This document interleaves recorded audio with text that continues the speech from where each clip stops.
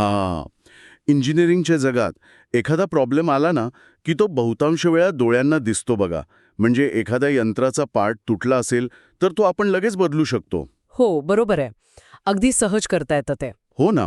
आणि वैद्यकीय क्षेत्रातही समजा एखाद्याच्या हाताचं हाड मोडलं, तर एक्स-रे काढल्यावरती तुटलेली रेषा स्पष्ट दिसते.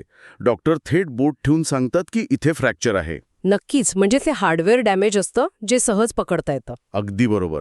पण मला सांगा काय होतं जेव्हा आपला आजार हार्डवेअरचा नसून शरीराच्या अत्यंत गुंतागुंतीच्या सॉफ्टवेअरचा असतो. हा खूप कळीचा प्रश्न आहे खरं तर. म्हणजे जेव्हा समस्या केवळ शरीरात नसते तर आपल्या जीवनशैलीच्या, मानसिकतेच्या आणि वेळेच्या गणितात दडलेली असते. अगदी बरोबर. आता कसे आधुनिक वैद्यकशास्त्र बहुतांश वेळा गोष्टी बायनरी स्वरूपात पाहतं. म्हणजे एकतर आजार आहे किंवा नाही. अच्छा, म्हणजे 0 किंवा 1 सारखं. हो तसंच. पण मानवी शरीर हे एका स्विचसारखं काम करत नाही. ते एका डायलरसारखं काम करतं. अनेक दीर्घकालीन आजार हे रातोरात होत नाहीत, तर ते हळूहळू शरीरात मूळ धरत असतात. आणि म्हणूनच आजच्या या सखोल विश्लेषणात आपण याच धुसर आणि गुंतागुंतीच्या जगात प्रवेश करणार आहोत. आजची आपली चर्चा अत्यंत महत्वाची आहे. हो, आणि आपण खूप वेगळ्या दृष्टिकोनातून याकडे बघणार आहोत. नक्कीच.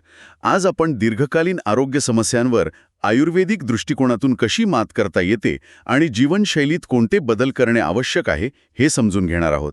आणि सोबतच आपण एका विशिष्ट आणि संवेदनशील समस्येवरही बोलणार आहोत. हो, शीघ्रपतन किंवा ज्याला आपण प्रीमॅच्युअर इजॅक्युलेशन म्हणतो, यावर मात करण्यासाठीची एक अत्यंत प्रभावी स्टार्ट स्टॉप स्टार्ट पद्धत आपण समजून घेणार आहोत. खरं तर या विषयावर उघडपणे खूप कमी बोललं जातं, पण हे खूप गरजेचं आहे. बरोबर. आणि या चर्चेसाठी वापरण्यात आलेले स्रोत हे डॉक्टर बाबासाहेब रेणुशे यांच्या वैद्यकीय साहित्यातून आणि मार्गदर्शनातून घेतली आहेत. हो, ते अत्यंत नावाजलेले डॉक्टर आहेत. तर ठीक आहे, आपण हे सविस्तर समजून घेऊया. आजची चर्चा केवळ आजारांवर नाही तर आजारांच्या मुळाशी जाण्यावर आहे. पण कोणत्याही उपचार पद्धतीवर विश्वास ठेवण्यापूर्वी ती पद्धत कोणी विकसित केली आहे हे जाणून घेणं महत्त्वाचं असतं ना. हो, नक्कीच. डॉक्टर बाबासाहेब रेणुशे हे रत्नागिरी येथील प्रज्ञा क्लिनिकचे संस्थापक आहेत. ते MD मेडिसिन म्हणजे आयुर्वेदामधले तज्ज्ञ आहेत. अच्छा, म्हणजे त्यांचं क्लिनिक रत्नागिरीत आहे तर? हो, कोकणनगर रत्नागिरी येथे. त्यांच्या क्लिनिकची वेळ सकाळी 10 ते दुपारी 1 असते. आणि सगळ्यात महत्त्वाची गोष्ट म्हणजे त्यांना जागतिक आरोग्य संघटना म्हणजे WHO, युनायटेड नेशन्स आणि युनिसेफ यांसारख्या आंतरराष्ट्रीय संस्थांकडून सन्मानित करण्यात आला आहे. अरे बापरे, युनिसेफ आणि WHO कडून?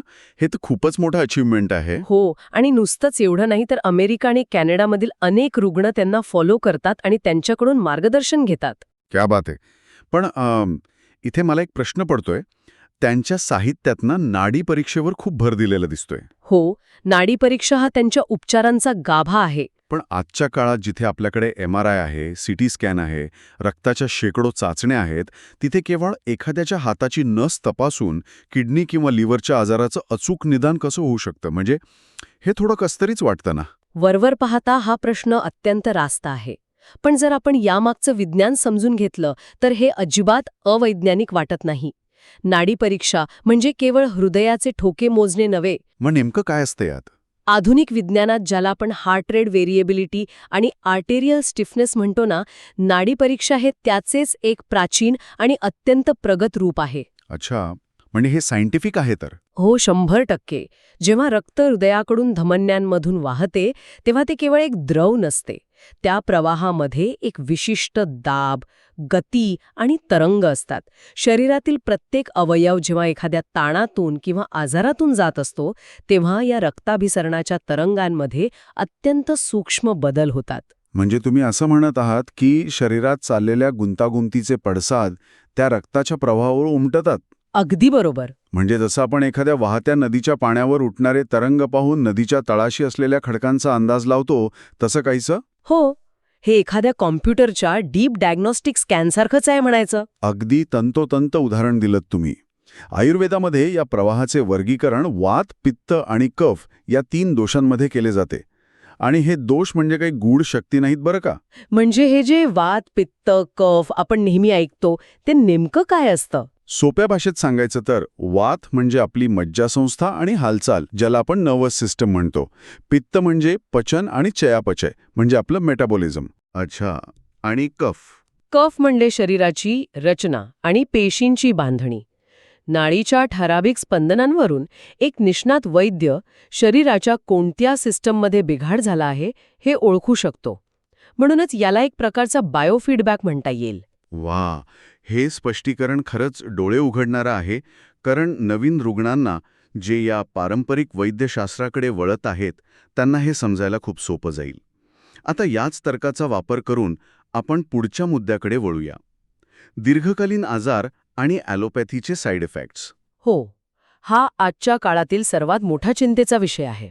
आपण पाहतो की अनेक रुग्ण बीपी, डायबिटीज, थायरॉईड, हृदयविकार यांसारख्या आजारांसाठी आयुष्यभर केमिकलयुक्त औषधं घेतात.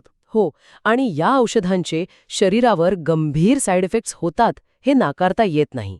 डॉक्टर रेणुशे यांच्याकडे येणारे अनेक रुग्ण हे वर्षानुवर्षे या आजारांशी लढा देत असतात. पण मग आधुनिक औषधं पूर्णपणे बंद करायची का? नाही, तसं अजिबात नाही.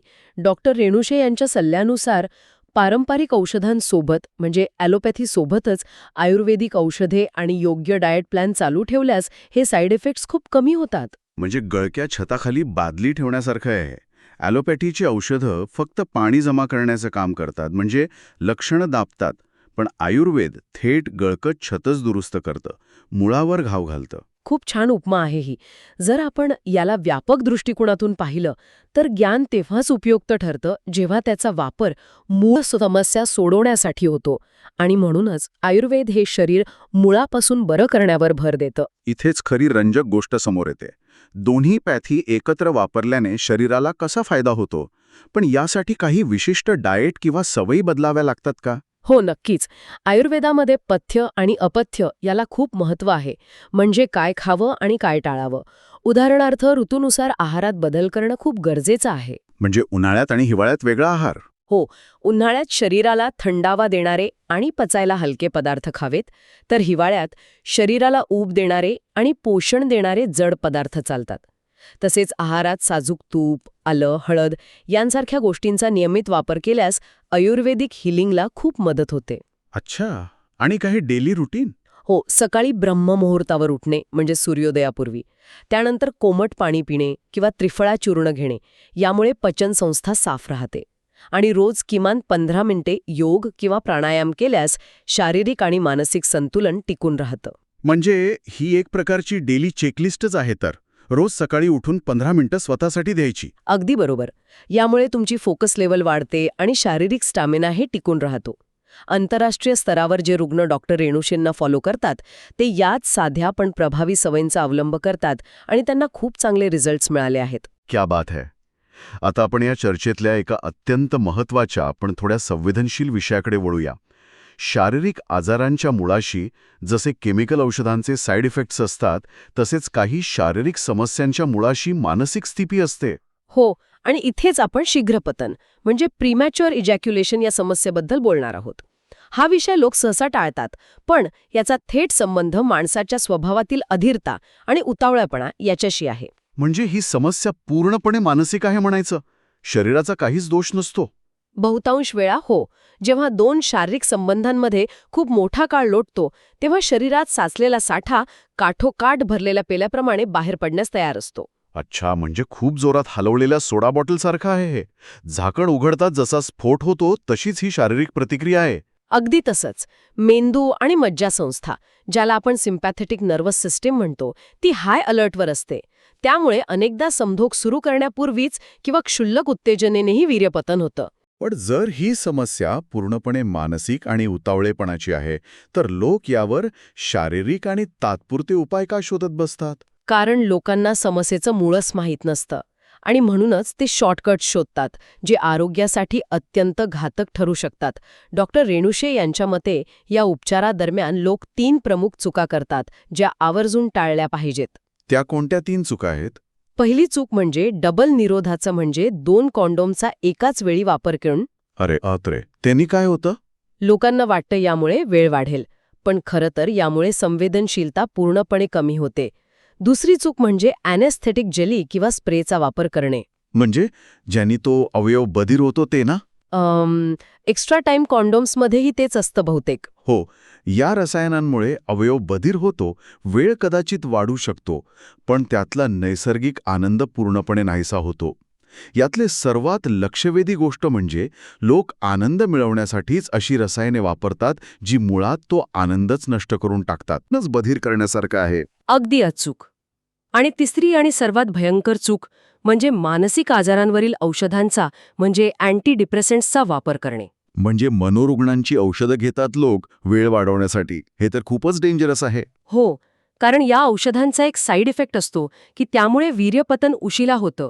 पण निरोगी माणसाने ही औषधं घेतल्यास त्याचे मेंदूवर आणि शरीरावर कायमस्वरूपी घातक परिणाम होऊ शकतात. हे तर खरोखरच धक्कादायक आहे. म्हणजे जर हे सगळे शॉर्टकट चुकीचे आहेत, तर मग योग्य पद्धत कोणती?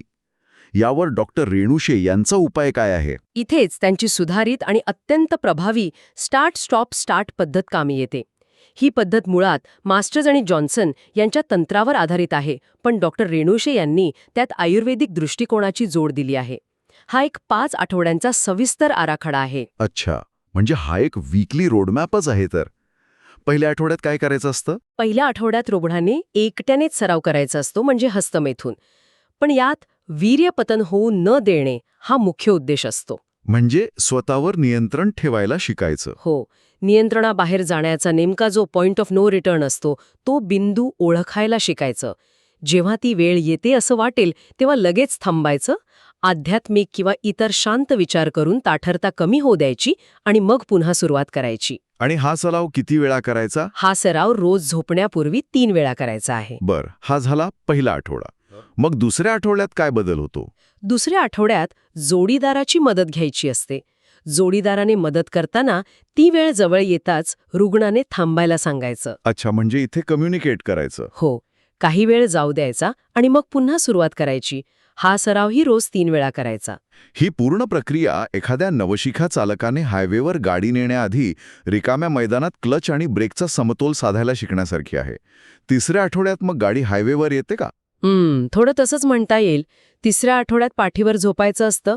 उत्तेजना आल्यावर जोडीदाराने मदत करून प्रत्यक्ष प्रवेश करायचा. ओके. आणि मग? पण इथे एक खूप महत्वाचा नियम आहे. प्रवेश केल्यानंतर कोणतीही हालचाल न करता 10 ते 15 मिनिटं अगदी स्थिर राहायचं. कोणतीही हालचाल न करता? हे खूप कठीण असेल ना? हो, पण हेच मेंदूला शांत करण्याचं ट्रेनिंग आहे. या पूर्ण आठवड्यात वीर्यपतन होऊ न देणं हे टार्गेट असतं. वा, हे खरंच मानसिक नियंत्रणाचं उत्तम उदाहरण आहे. आणि मग चौथा आणि पाचवा आठवडा कसा असतो? चौथ्या आणि 5व्या आठवड्यात जोडीदाराने पाठीवर झोपायचं. प्रवेश केल्यानंतर अतिशय हळूहळू हालचाल म्हणजे स्लो स्ट्रोक्स सुरू करायचे. आणि जर पुन्हा भावना अनावर होत आहे असं वाटलं तर लगेच अल्पविराम घ्यायचा म्हणजे स्टॉप. ती भावना आणि उतावळेपणा गेल्यानंतर पुन्हा स्ट्रोक सुरू करायचे म्हणजे स्टार्ट. म्हणूनच याला स्टार्ट स्टॉप स्टार्ट म्हणतात तर. पण हे सगळं करत असताना डॉक्टर रेणुशे यांचा काही खास सल्ला आहे का? हो, त्यांनी स्पष्ट सांगितलंय की यामध्ये सबुरी खूप महत्वाची आहे. घाईघाईत पुढचा टप्पा गाठण्याचा प्रयत्न करू नये. म्हणजे जर चौथ्या आठवड्यात अपयश आलं तर पुन्हा तिसऱ्या आठवड्यात जायचं? अगदी बरोबर. अपयश आल्यास आधीच्या टप्प्यात परत जावे आणि पुन्हा सराव करावा. रुग्णांनी स्वतःच्या प्रगतीवर लक्ष ठेवण्यासाठी रोजची 15 मिनिटांची चेकलिस्ट मेंटेन करणं गरजेचं आहे. हे सगळं ऐकायला खूपच लॉजिकल आणि प्रभावी वाटतंय. पण मला एक सांगा, हे सर्व करण्यासाठी रुग्णांना डॉक्टर रेणुशे यांच्याशी संपर्क कसा साधता येईल? विशेषतः जे आंतरराष्ट्रीय रुग्ण आहेत किंवा महाराष्ट्राबाहेर राहतात त्यांच्यासाठी? हो, आता तंत्रज्ञानामुळे हे खूप सोपं झालं आहे. ज्यांना प्रत्यक्ष भेटणे शक्य नाही ते फोन किंवा व्हॉट्सॲपद्वारे काउन्सेलिंग करू शकतात. त्यांचा नंबर सांगू शकाल का? हो, त्यांच्या मोबाईल नंबर आहे 7057394036. मी पुन्हा सांगते 7057394036. आणि याची फी वगैरे कशी असते? त्यांची फी केवळ 300 रुपये असून ती गुगल पेद्वारे सहज भरता येते. अरे वा, हे तर खूपच सोयीचं आहे. हो, आणि कन्सल्टेशन झाल्यानंतर प्रिस्क्रिप्शन, डाएट प्लॅन आणि काय पथ्य पाळावेत याच्या सर्व सूचना व्हॉट्सॲपवरच पाठवल्या जातात. औषधे पूर्ण भारतात अगदी कुरिअरनं पाठवली जातात. आणि ही पूर्णपणे आयुर्वेदिक असल्यानं याचे कोणतेही साईड इफेक्ट्स नाहीत. हे खरंच आश्चर्यकारक आहे. तंत्रज्ञानामुळे म्हणजे व्हॉट्सॲप आणि जीपेमुळे रत्नागिरीतील हे पारंपरिक ज्ञान आता संपूर्ण भारतात आणि जगात कसं सहज उपलब्ध झालं आहे. हो ना, आंतरराष्ट्रीय रुग्णही याच पद्धतीने त्यांची जोडले जातात आणि त्यांना उत्तम रिझल्ट्स मिळत आहेत. आजच्या या विश्लेषणातून हे स्पष्ट होतंय की केवळ वरवरची लक्षणं न लपवता आयुर्वेद आणि योग्य समुपदेशनाच्या सहाय्याने दीर्घकालीन आजार आणि मानसिक उतावळेपणावर मुळापासून उपचार करणं 100% शक्य आहे. हो, आणि शरीराला वेळ देणं आणि निसर्गाच्या नियमांनुसार जगणं हेच खऱ्या आरोग्याचं रहस्य आहे. अगदी बरोबर. तर आजची ही चर्चा संपवताना मला एक विचार मांडायचा आहे. श्रोत्यांनी यावर नक्की विचार करावा. हो, नक्कीच सांगा. जर आपल्या मनातील उतावळेपणा किंवा अधीरता शीघ्रपतनासारख्या एका गंभीर शारीरिक समस्येचं रूप घेऊ शकते, तर आपल्या रोजच्या धावपळीच्या जीवनातील इतर कोणते शारीरिक आजार हे केवळ आपल्या मानसिक घाईचे परिणाम असतील. हा खूप सखोल विचार आहे. आणि आपल्या रोजच्या जगण्यात आपण हा स्टार्ट स्टॉप स्टार्ट नियम कुठे कुठे लागू करू शकतो, जिथे आपण थोडं थांबू, शांत होऊ आणि मग नव्याने कामाला लागू. हे ऐकणाऱ्या प्रत्येकाने स्वतःला विचारण्यासारखं आहे. नक्कीच, स्वतःला वेळ देणं हे सर्वात महत्वाचं आहे. चला तर मग या विचार करायला लावणाऱ्या प्रश्नासोबतच आपण आजची ही चर्चा इथेच थांबूया. निरोगी रहा आणि स्वतःच्या शरीराचं ऐकायला शिका.